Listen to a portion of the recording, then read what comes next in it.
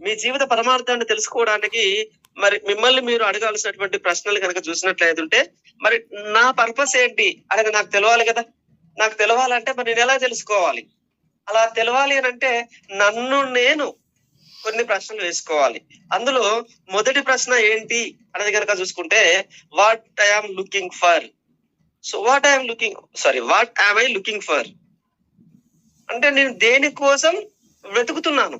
So ఏదో ఒక కోరిక ఉంటుంది. నేను ఎందుకు వచ్చాను, నేనేం చేయాలి, నా పర్పస్ అవి రావాలి అని అంటే ఫస్ట్ మనం చేయాల్సింది నన్ను నేను క్వశ్చన్ వేసుకోవాల్సింది ఏంటి అనేది కనుక చూసుకుంటే, నేను దేనికోసం వెతుకుతున్నాను, ఈ క్వశ్చన్ కి ఆన్సర్ అనేది మనకు తెలియాలి. ప్రతి ఒక్కరికి తమ హృదయాంతరంగంలో ఏదో ఒక బలమైన కోరిక అయితే దాగి ఉంటుంది. అది ఎప్పుడు మన మనసులో ఒక జ్వాలను రగిలిస్తూ మనల్ని నిలవకుండా చేస్తూ ఉంటుంది. ప్రతి ఒక్కరికి ఏదో ఒకటి ఉంటుందండి. సో అందరం అంటే మీరు ఏ వ్యక్తినైనా చూడండి, ఈరోజు వెస్టేజ్ లో ఉన్న వాళ్ళకే ఇలాంటి కోరికలు ఉంటాయని అనుకుంటాం. లేదండి, బియాండ్ వెస్టేజ్ లో కూడా ఏదో ఒకటి ఉంటుంది. సో వాళ్ళకు ఉండేటువంటి వాళ్ళకు ఉంటాయి. అయితే ఇక్కడ ఆ జ్వాలను రగిలిస్తూ మనం నిలవకుండా చేస్తూ ఉంటుంది అన్నమాట ఈ కోరిక. కొంతమందికి అది బాల్యంలోనే అర్థమవుతుంది, ఇంకా కొంతమందికి సగం జీవితం గడిచినాక గానీ అర్థం కాదు. సో మనం తెలుసుకోనంత మాత్రాన అది లేనట్టు కాదండి. ఇప్పుడు ఎర్లీ ఏజ్ లోనే తెలుసుకుంటే దానికోసం ఎర్లీగానే మనము ఫైట్ చేస్తూ ఉంటాం. సో సగం జీవితం అయిపోయిన తర్వాత తెలిస్తే అప్పటి నుండి అయినా మనం ప్రయత్నం చేస్తూ ఉంటాం. ఉదాహరణకి ఇప్పుడు మనకు వెస్టేజ్ అనేటువంటిది, మన పర్పస్ ఏంటి, వెస్టేజ్ లో హైయెస్ట్ పిన్ విఎంసీఏ మెంబర్ ని రీచ్ అవ్వటం, ఇది నా పర్పస్ గా నేను గుర్తించిన. సో ఇది ఎప్పుడు అర్థమైంది, నాకు చిన్నప్పుడు అర్థం కాలే. నా జీవితం జరుగుతూ ఉంటే, ముందుకు వెళ్తా ఉంటే ఎప్పుడో 30లో ఇది వచ్చి అర్థమైపోయింది. అప్పటి నుండి ఒక 5 సంవత్సరాల నుంచి ఇది ఒక పర్పస్ గా మనం పనిచేస్తా ఉన్నాం. మనం తెలుసుకోనంత మాత్రాన ఆ పర్పస్ అనేది లేనట్టు కాదు. సహజంగా ప్రతి మనిషిలోనూ ఒక నిగూఢమైనటువంటి కోరిక ఉండే తీరుతుంది. దాన్ని తెలుసుకోవడమే మన కర్తవ్యం.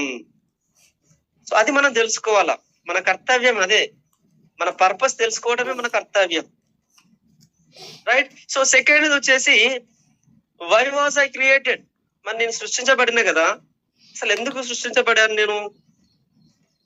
నేను ఎందుకు, దేనికోసం నేను సృష్టించబడింది, దేనికోసం సృష్టించబడ్డాను. మనలో ప్రతి ఒక్కరూ ఒక ప్రత్యేక సృష్టి అండి. ప్రపంచంలో ఏ ఇద్దరు వ్యక్తులు ఒకే రకమైనటువంటి ప్రతిభా పాఠవాలు గాని, గతం గాని, వర్తమానం గాని, భవిష్యత్తు గాని కలిగి ఉండరు. సో యూనిక్ పర్సన్, ప్రతి ఒక్కరూ ఒక యూనిక్. సో వాళ్ళకు అందరి గతాలు ఒకే విధంగా కానీ, అందరి భవిష్యత్తులు ఒకే విధంగా కానీ ఉండవు. ఓకేనా? అలాగని చెప్పేసి అందరి ప్రతిభా పాఠవాలు ఏవైతున్నాయో అందరూ ఒకే తెలివితేటలతోటి ఉండరు. సో ఒక్కొక్కరు ఒక యూనిక్ పర్సన్, రైట్. సో మరి అలాంటి వ్యక్తులము ఎవరికి వాళ్ళ యూనిక్ అయినప్పుడు మరి నేను దేనికోసం సృష్టించబడ్డాను అనేటువంటిది నేను కనుక్కోవాలి. మీకున్న ప్రత్యేక నైపుణ్యాల గురించి, మీ వ్యక్తిగత చరిత్ర గురించి, మీకు అందుబాటులో ఉన్న వనరుల గురించి, మీకున్న అవకాశాల గురించి క్షుణ్ణంగా అర్థం చేసుకోవాలి, రైట్. సో నా బ్యాక్గ్రౌండ్ ఏంటి, నా చరిత్ర ఏంటి, నాకు ఎలాంటి సోర్సెస్ ఉన్నాయి, నాకు అవకాశం ఏముంది. ఈరోజు వెస్టేజ్ అనేటువంటి అవకాశం నాకు వచ్చింది. మరి వెస్టేజ్ కంటే ముందు నా స్టోరీ ఎట్లా ఉన్నది, ఈరోజు వెస్టేజ్ లోకి వచ్చిన తర్వాత అంటే వెస్టేజ్ లోకి రాకపోతే ఎట్లా, వస్తే ఎట్లా, వెస్టేజ్ ని చేయవచ్చా లేదా, ఇవన్నీ మనమే, ఎవరో చెప్పడం కాదండి, మనమే వెతుక్కోవాలి. ఈ క్వశ్చన్స్ అన్ని మనముగా సెల్ఫ్ గా వేసుకున్నప్పుడు దానికి మనకు ఆన్సర్ అనేది వస్తుంది, రైట్. అండ్ అదే విధంగా do I believe in the power within me, right. So ఇక్కడ చూస్తూనే ఉన్నాం, నాలో ఉన్నటువంటి శక్తిని నేను నమ్ముతున్నానా. So all powers within you అన్నారు వివేకానందుడు. మరి నాలో శక్తి ఉంది అనేటువంటి విషయాన్ని నేనే నమ్మనప్పుడు నేను చెప్తే ఇతరులు ఎలా నమ్ముతారండి? మరి నాలో ఉందా? మీలో నిగూఢమై ఉన్న శక్తిని మీరు నమ్మకుండా ఉన్నప్పుడు దాన్ని వినియోగించుకునేటువంటి ప్రయత్నం చేయలేరు. ఎస్, అంతే కదా. నాలో శక్తి ఉంది అని నేను నమ్మనప్పుడు దాన్ని నేను ఎలా బయటకు తీస్తాను, ఎలా ఉపయోగించుకునే ప్రయత్నం చేస్తాను? చేయలేను కదా. మరి అలాంటి ప్రయత్నమే చేయకపోతే నేను విజయాన్ని పొందడం ఎలా సాధ్యమవుతుంది? సో మనలో పవర్స్ ఉన్నాయి, నాలో శక్తి ఉంది, నేను చేయగలను అనేటువంటిది మనం ఎప్పుడైతే నమ్ముతామో అప్పుడు మనం దాన్ని చేసే ప్రయత్నం చేస్తాం. నువ్వు చేయగలిగిన దాన్నే నువ్వున్న పరిస్థితుల్లోనే నీకున్న వనరులతోనే చెయ్యి. మీ సంపూర్ణ దృష్టిని కేంద్రీకరించి మీరు చేయగలిగిన పని చేయడం కంటే మీ నుండి ఈ ప్రపంచం ఆశించేది ఏమి ఉండదు. నువ్వు ఏదైతే చేయగలుగుతావో, ఎలాంటి పరిస్థితుల్లోనైతే చేయగలుగుతావో, నువ్వు ఉన్న పరిస్థితుల్లోనే అదే చెయ్యి. కానీ చేసేటప్పుడు 100% నీ దృష్టిని, సంపూర్ణ దృష్టిని కేంద్రీకరించి చెయ్యి. 100% ఎఫర్ట్ పెట్టు. అలా పెట్టినప్పుడు మాత్రమే నువ్వు సక్సెస్ కాగలుగుతావు. సో ఇంకొకటి కనుక చూసినట్లయితే 4ది వెన్ టు స్టార్ట్. మరి నేను ఎప్పుడు ప్రారంభించాలి, ఎప్పుడు మొదలు పెట్టాలి? ఈ 4 క్వశ్చన్లలో ఇది 4వదండి. ఎప్పుడు మొదలు పెట్టాలి? ఎందుకంటే ఒక అవకాశం వచ్చినప్పుడు దాన్ని మొదలు పెట్టడం అనేది చాలా ఇంపార్టెంట్. కొంతమంది తమ జీవితాలని ఏ రోజుకి ఆ రోజుకి అన్నట్టు తాము ఏం చేయాలో, ఎలా చేయాలో వేరే వాళ్ళు తమను ఆదేశించేలా జీవిస్తా ఉంటారు. అంటే ఒక రోబో లాగా వేరే వాళ్ళు చెప్తేనే మనం చేద్దాం, ఇది చేయి అంటే చేస్తా ఉంటారు. ఎందుకంటే అవకాశం విన్న తర్వాత చాలా మంది చేసేటువంటి పొరపాటు ఇదే. ఎందుకంటే ఒక హస్బెండ్ అండ్ వైఫ్ లో హస్బెండ్ విన్నారనుకోండి, ఆయన వెళ్ళి భార్యను అడుగుతాడు. సో భార్య చేయమంటే చేయటం. ఎందుకంటే విన్నది ఇతను, భార్యను అడిగితే ఏం తెలుస్తుంది? తెలియదు కదా. సో ఒక వ్యక్తి విన్నప్పుడు మా అన్నని అడుగుతారనో, లేదంటే మా నాన్నని అడుగుతారనో, రకరకాలుగా ఒక డెసిజన్ తీసుకోవడానికి ఇబ్బంది పడతా ఉంటాం. బట్ అదే వీళ్ళు డెసిషన్ తీసుకోగలిగితే వీళ్ళు సక్సెస్ వేలో వెళ్ళగలుగుతారు. ఇలాంటి వాళ్ళు తమ జీవిత అంతిమ ప్రయోజనాన్ని తెలుసుకోవడానికి ఎప్పుడు ప్రయత్నించరండి. ఎవరైతే డెసిషన్ తీసుకోవడానికి ఇబ్బంది పడతారో, ఇతరుల మీద ఆధారపడతారో, వాళ్ళు అంతిమ ప్రయోజనాన్ని ఎప్పుడు తెలుసుకునేటువంటి ప్రయత్నం చేయరు. కొంతమంది తమ జీవిత పరమార్థాన్ని గ్రహించినా దాన్ని చేరుకోవడానికి ఏ ప్రయత్నము చేయరు. ఎస్, నా పర్పస్ ఏంటి అనేటువంటి విషయం తెలిసినప్పటికీ కూడా దాన్ని చేరుకోవడానికి ప్రయత్నం చేయరు. ఎందుకంటే వాళ్ళకి ఎప్పుడు మొదలు పెట్టాలని తెలియదు. సో ఇతరులు చెప్తే గానీ మొదలు పెట్టేటువంటి పరిస్థితి ఉండదు. అట్లాంటి సిచ్యువేషన్ లో ఇంకా గోల్ అని అవన్నీ చేరుకోవాలనే ప్రయత్నం ఎక్కడ చేస్తా ఉంటారు? చేయరండి. సో ఎవరో ఆహ్వానిస్తేనో, ఆదేశిస్తేనో, ప్రేరేపిస్తేనో చేద్దామనేటువంటి ధోరణితో ఎదురు చూస్తా ఉంటారు. సో ఈ ఎదురు చూపులు ఎక్కువ కాలం కొనసాగితే ప్రయత్నాన్ని మొదలు పెట్టడమే జరగకపోవచ్చు. ఎస్, ఈ రోజు ఉన్నటువంటి ఎగ్జైట్మెంట్ ఇంకో 10 రోజుల తర్వాత ఉంటుందా అంటే ఉండదండి.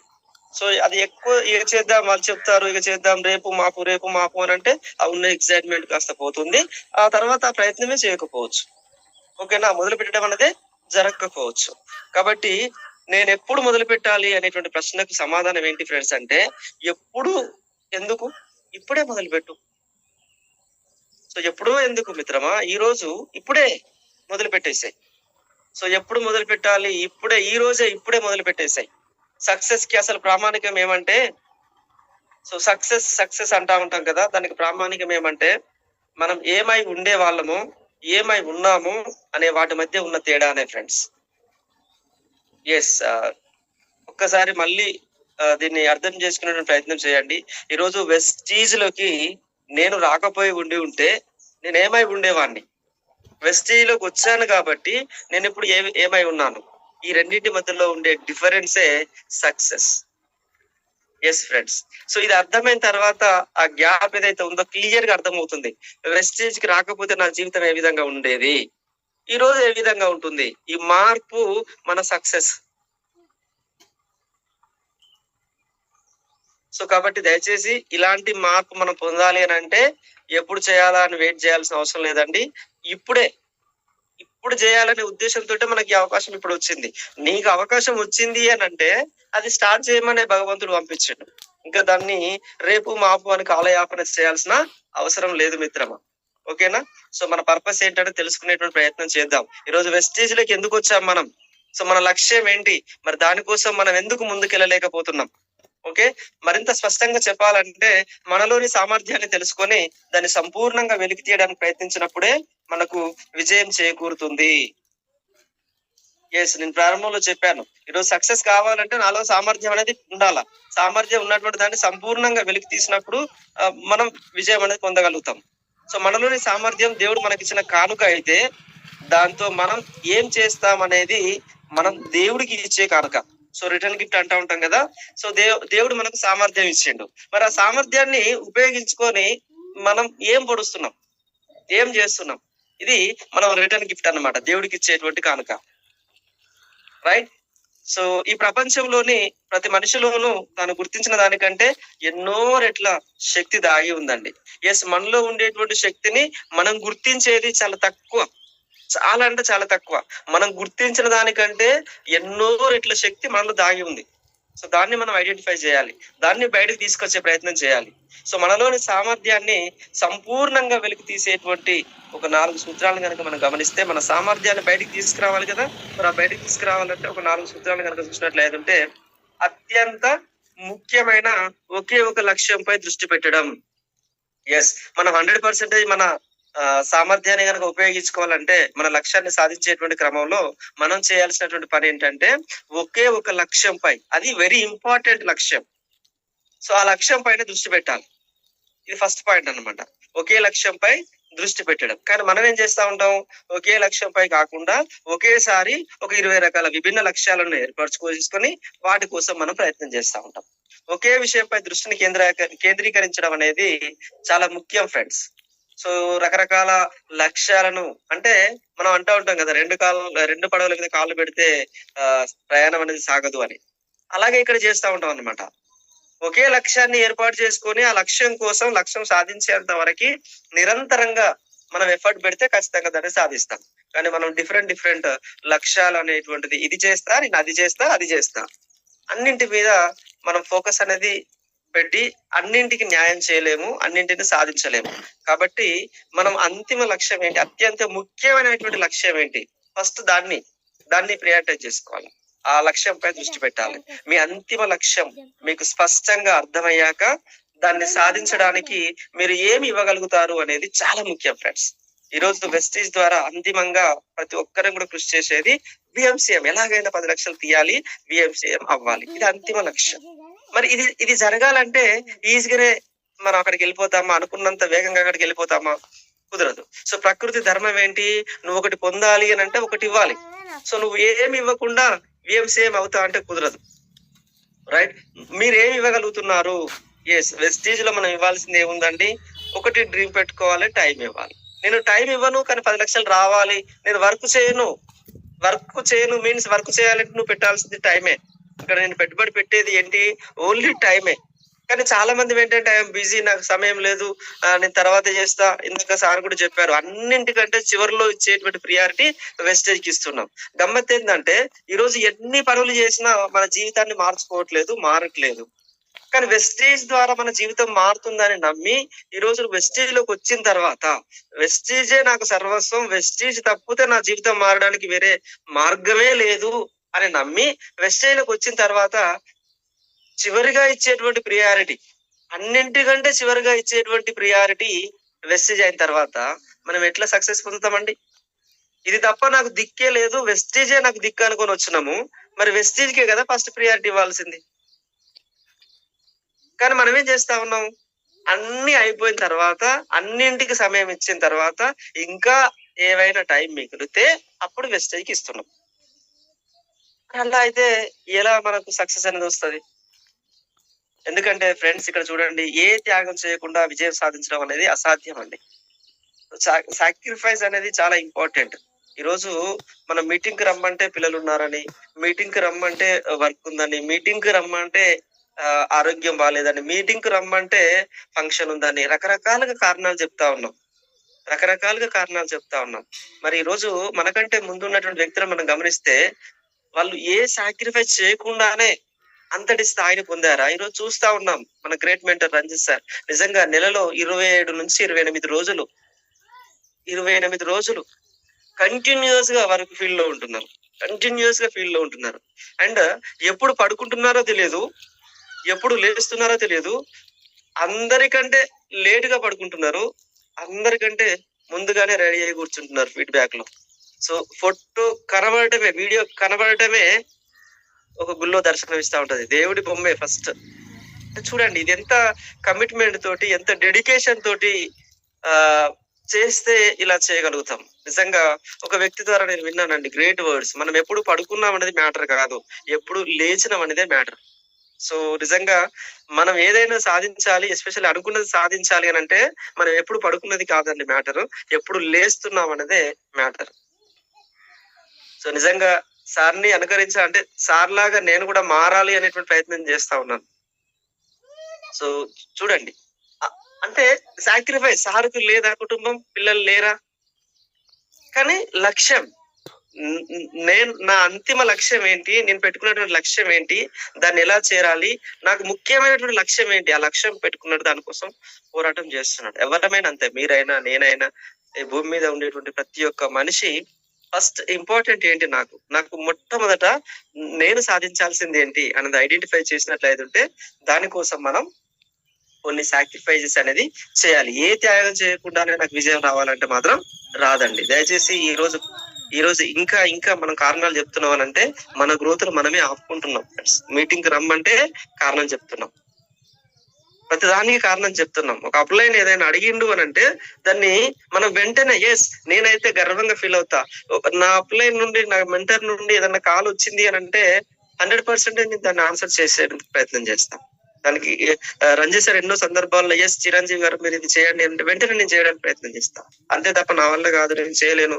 ఆహ్, అప్ అంటే మన మెంటర్ నోట, మన అప్లైన్ నోట మన పేరు రావటమే అదృష్టం అండి. అంటే ఈ పనిని వీళ్ళైతే చేయగలుగుతారు అనేటువంటి ఆలోచన వచ్చినప్పుడే మనకు కాల్ వస్తది. కాబట్టి దయచేసి మన మెంటర్స్ నుండి ఎలాంటి కాల్ వచ్చినా దాన్ని 100% ఇది చేయండి అన్నప్పుడు దాన్ని చేసేటువంటి ప్రయత్నమే చేయాలి. సో కొద్దిపాటి సక్సెస్ సాధించాలనుకుంటే కొద్ది త్యాగం మాత్రమే చేయాలి. పెద్ద విజయం సాధించాలనుకుంటే పెద్ద త్యాగం చేయాలి. మన సక్సెస్ అనేది మనం చేసేటువంటి సాక్రిఫైస్ మీద ఆధారపడి ఉంటదట ఫ్రెండ్స్. ఈరోజు నువ్వు పెద్ద సక్సెస్ కావాలి కానీ నేను చిన్న సాక్రిఫైస్ చేస్తాను అంటే కుదరదు. నీకు పెద్ద త్యాగం చేసినప్పుడు మాత్రమే పెద్ద సక్సెస్ పొందడానికి అర్హుడవు అని అంటున్నాయి. కాబట్టి దయచేసి ఈ పాయింట్ మనం గమనించాలి. సో దయచేసి సాకులు చెప్పడం ఇంకా బంద్ పెట్టాలి. మనం గెలవడానికి వచ్చినాము కాబట్టి గెలవడానికి ఉన్నటువంటి మార్గాన్ని మన ముందు ఉన్నటువంటి వ్యక్తులు క్రియేట్ చేశారు. సో ఆ మార్గంలో మనం వెళ్తే డెఫినెట్లీ మనం సక్సెస్ సాధిస్తామండి. ఇక రెండోది ఏంటంటే నిరంతరం మెరుగుపరచుకోవడానికి కృషి చేయాలి. వెస్టేజ్‌లోకి వచ్చినప్పుడు మనకంటే ముందు మన తాతలు, తండ్రులు ఎవరు వెస్టేజ్ చేయలా. మనం కూడా చేయలేదు. సో కాబట్టి వెస్టేజ్ ఎలా చేయాలి ఏంటి అనేది మనకు తెలియదు. కాబట్టి అందరికీ కొత్తే. కానీ ఇక్కడ మనం నేర్చుకోవాలి. నేర్చుకునేటువంటి క్రమంలో మనల్ని మనము నిరంతరం కూడా మెరుగుపరుచుకోవాలి. ఓకేనా? మన స్కిల్స్ డెవలప్ చేసుకోవాలి. మిమ్మల్ని మీరు నిరంతరంగా మెరుగుపరుచుకోవాలనే కోరిక మిమ్మల్ని విజయవంతంగా నడిపించడానికి ఎంతగానో ఉపయోగపడుతుంది. అందుకే కదా ప్రతిరోజు 3 జూమ్‌లు మనకి ఇక్కడ ఏర్పాటు చేస్తూ జూమ్ ద్వారా మనల్ని మనం ఇంకా మన స్కిల్స్‌ని డెవలప్ చేసుకోవడానికి ఉపయోగపడేలాగా రోజు 3 జూమ్‌లు అందిస్తా ఉన్నది టీహెచ్‌హెచ్. సో దీన్ని మనం ఉపయోగించుకోవాలి. మన టీమ్ సభ్యులు ఉపయోగించుకునేలాగా మనం చేయాలి. ఎప్పుడైతే మనము అంటే మెరుగుపరుచుకోవడానికి ప్రయత్నం చేస్తామో అప్పుడు అంటే ఆ కోరిక మనలో ఉంటే డెఫినెట్లీ మనం విజయం పొందేటువంటి మార్గంలోనే వెళ్తాం అన్నమాట. ఓకే. సో డెవలప్ చేసుకోను నేను ఇక్కడే ఉంటాను. నాకు అన్నీ తెలుసు అనేటువంటి అటిట్యూడ్ తో గనక మనం ఉంటే మనం ఎక్కువ రోజులు వెస్టేజ్